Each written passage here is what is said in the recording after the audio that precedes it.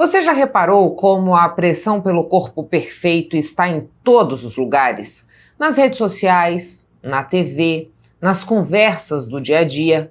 O culto à magreza tem impactado a autoestima, também a saúde e até a vida de milhares de mulheres aqui no país. No Papo com Ela dessa semana, vamos entender os riscos desse padrão cruel e como ele afeta a nossa relação com o corpo e com a comida numa conversa com a psicóloga Fernanda Borges. Fernanda, muitíssimo obrigada por aceitar o nosso convite para que a gente discutisse esse assunto, que é um assunto sério, que eu acho que perpassa por todas as fases da vida, principalmente das mulheres, né? Que é esse culto à magreza, essa busca incessante por um corpo que é considerado padrão e aceitável. Tudo isso está levando a gente para que caminho? Um caminho dessa busca aí, que na verdade, o que está por detrás dessa busca da magreza imediata, né, milagrosa, rápida, urgente, que é como se fosse para ontem mesmo, né? Aquelas pessoas que buscaram aí muitas vezes mais da metade da vida, né, buscando o ideal de uma magreza, né? O que é essa magreza para cada pessoa, né? O que por detrás tem envolvimento emocional, complicações emocionais, que ela veio com o tempo, que muitas vezes ela não adquiriu aquela obesidade, né, daquele tamanho, daquela quantidade que ela tem hoje em dia, do nada. Ela tem um histórico, e não levar em consideração as questões emocionais, né, os pontos aonde, quais são os gatilhos, né, qual que é aquilo que faz ela realmente querer consumir mais, né, o que acontece durante a vida dela, qual é o percurso que ela está naquele momento. Muitas vezes está passando por uma depressão, uma ansiedade muito exacerbada, que acaba atrapalhando a impulsividade, né? Então, olhar sempre para além daquilo que você quer. Então, acaba chegando umas outras complicações, porque você pode emagrecer, muitas vezes com a medicação, né? Que vai, e não necessariamente todo organismo consegue emagrecer 100% suficiente igual todo mundo, né? Mas a gente acaba chegando no ponto de que o que eu quero para a minha vida? Será que a felicidade minha se resume à minha magreza, né? Esse meu emagrecer? De que forma que eu vou emagrecer? Ou se é para uma cirurgia bariátrica, ou se é para uma medicação. E durante esse processo, como eu estou? Então, é olhar para isso para saber até onde eu quero chegar com isso também. E Fernando, o que é que nutre esse ideal, né, de que magreza é sinônimo de felicidade, de que magreza é sinônimo de aceitação, de que vale tudo para chegar nesse suposto ideal? Então, esse vale tudo é muito importante, né? A gente pontuar por questões aonde esse tudo é o quê, né? E realmente os médicos observarem, acolherem aquela paciente que muitas vezes está buscando para essa magreza ideal, porque eles vão atrás do médico por conta de uma receita, né, de alguma medicação, por conta de uma cirurgia. E ele olhar para esse todo, será que é felicidade mesmo? Ou será que a partir do momento que eu passo, entre aspas, ser mais feliz, porque eu estou no ideal de magreza, eu passo a não aceitar algumas coisas mais na minha vida. E aí pode ser que venha algum complicador, a partir do momento que a mulher muitas vezes acaba aceitando aquele movimento de estar com baixa estima e ela acaba não saindo, não se vestindo do jeito que ela gostaria, porque ela está mais gordinha. Ela não se sente bem indo para alguns ambientes, porque lá vai ter só pessoas magras, por exemplo, uma academia. E aí ela passa a se excluir em muitas coisas da vida dela. A partir do momento que ela começa a emagrecer, ela começa a se vestir melhor para ela, né? Ela começa a se sentir bem, ela passa a não aceitar também muitas outras coisas da vida dela.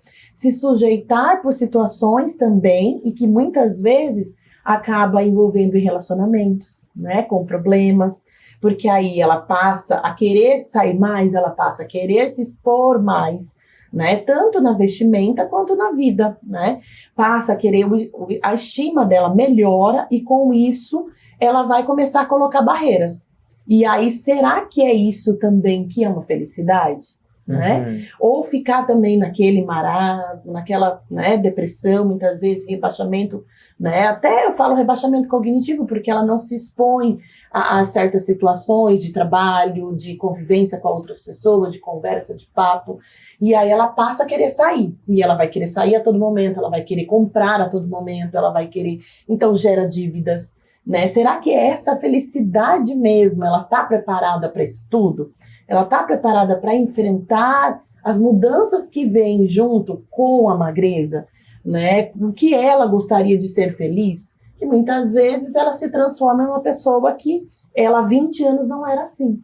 E aí o parceiro, a parceira, né, acaba, epa, tá estranho, acaba aparecendo um ciúmes, acaba aparecendo um incômodo ali, uma pontuação ali, uma pontuação aqui, e aí ela se vê numa situação, ou eu fico magra, e muitas vezes, né, entre aspas, feliz e vou seguir com a minha vida sozinha, ou eu posso também ser magra, posso também ser feliz, mas fazendo esse caminho junto, que muitas vezes precisa de uma psicoterapia, precisa desse parceiro com muita conversa, com muito diálogo, né, falando sobre as mudanças, ele identificando essas mudanças, e uma aceitação como um todo ali no relacionamento, né?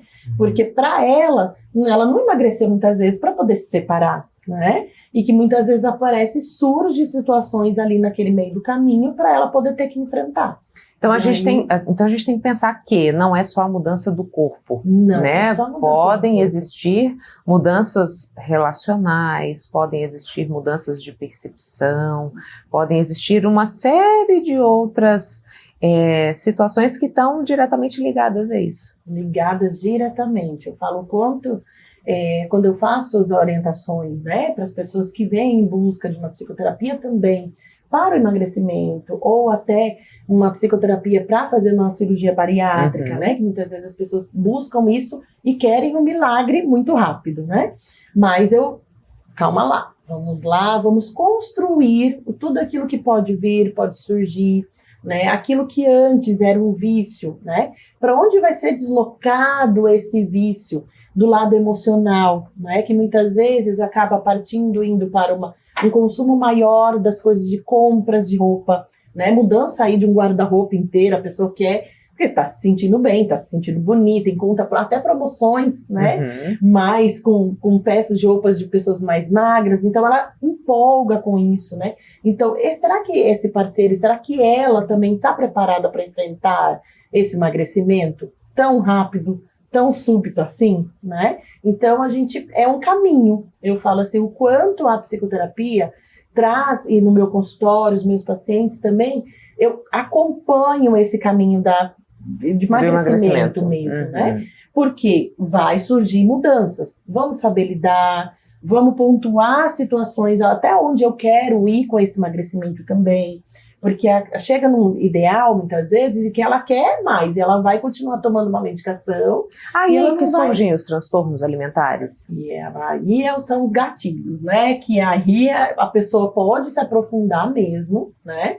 E não começar a enxergar a distorção de imagem, né?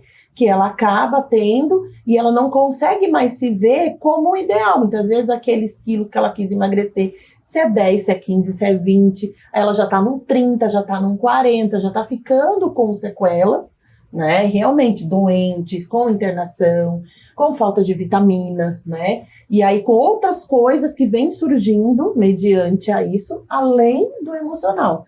Porque não significa que é sinônimo de felicidade. Ela pode sim está passando por alguma situação na vida dela, que ela pode estar passando por tristeza, né, por um trauma naquele momento daquele percurso do emagrecimento. E aí ela acaba cometendo o rebaixamento. Vem os transtornos alimentares e emocionais também, em decorrência disso tudo.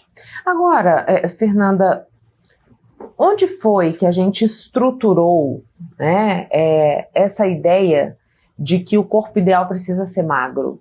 Né? E isso é uma questão mercadológica, é uma questão cultural. O que é que sustenta isso e faz a gente estar sempre em busca desse corpo que é vendido como corpo que é aceito, né? a gente pode ver o histórico mesmo, né? Da busca da magreza, né? Nos anos 70, 80, 90, o que era ser magra, né? O que era o corpo ideal daquela modelo, por exemplo, daquela mulher que tinha que caber em todas as roupas e tinha que estar perfeita, com caimento em todas as roupas. Então, veio mudando, né? Dos anos 70, 80, as culturas veio mudando. Chegou um momento, realmente, que a gente via aquelas modelos de tão magra que realmente você via, assim, a parte esquelética, né? E que para elas era aquele momento do ideal, que era nos anos 90, mais ou menos, né? E aí veio vindo um corpo ideal, que veio silicones, né? Que veio a questão das cirurgias plásticas, né, que veio moldando a mulher, né? O seio tem que estar naquele tamanho, naquela quantidade, né? A questão da perna torneada, de que forma que tem que estar. Hoje em dia... A cintura, né? A cintura, né? Que o violão, né? E hoje em dia tem que ser a cinturinha muito mais, né, arrojada do que o violão, do que nos anos 70, 80. Hoje em dia é tudo colocado, né? Você tem essa praticidade com as cirurgias, né? De ser o ideal. Você quer ser uma Barbie, do corpo de uma Barbie, então tem o bumbum, tem o seio ideal, né? Tem o braço daquele tamanho, a cintura daquele tamanho, as pernas, né? Hoje em dia tá mais com a musculação, né? As mulheres nesses anos pra cá, ela não tá só ter a bunda redondinha, né?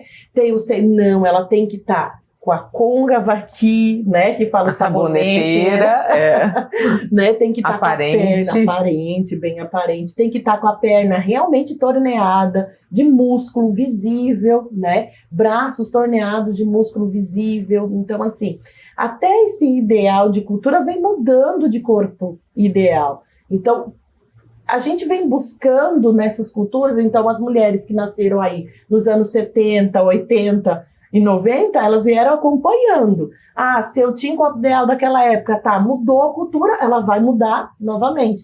Então sempre vai ter essa busca. Então ela nunca vai cessar, né? Esse corpo ideal hoje é o corpo que é colocado, né, milimetricamente, pontuado com cirurgias plásticas. Por isso que eu te digo que tem uma questão mercadológica também, né? Porque eu crio uma necessidade nesse público para que ele consuma aquilo que eu vendo como solução. Como solução, literalmente. E é uma mercadoria por exemplo, a academia, né, que tem que ser frequente, você toma remédio para querer ir na academia. Você acrescenta coisas, então envolve além dessa questão, né, dos médicos fazerem as cirurgias, tem as medicações para você ser feliz dentro de uma academia, né? Tem pacientes que me relatam, Fernanda, eu nunca gostei da academia, né? Eu nunca gostei daquele barulho que a academia me gera, e aí assim, mas eu tenho que ir, aí eu tenho uma medicação que a minha médica me passou para me suportar a academia, né? Então assim, tudo envolve, né? Tudo é mercado, né? Tudo é comprado, tudo aquilo que você tem ao alcance do cliente, ele vai fazer de todas as formas para as pessoas consumirem, irem em busca, e dinheiro, aí acaba a pessoa se endividando, fazendo planejamento, né? Hoje em dia tem poupança para isso específica para cirurgia, né? Tem consórcio, né? Tem consórcio, né? Tem pessoas que viajam para outros estados porque lá é mais barato, ou porque lá tem o médico X que é o ideal, né? Que é famoso. Ah, eu cirurgiei com fulano de tal, que realmente ele tem nome, né? Então acaba tendo essas mercadorias, acaba gerando também, envolve a cultura, né? Daquele momento.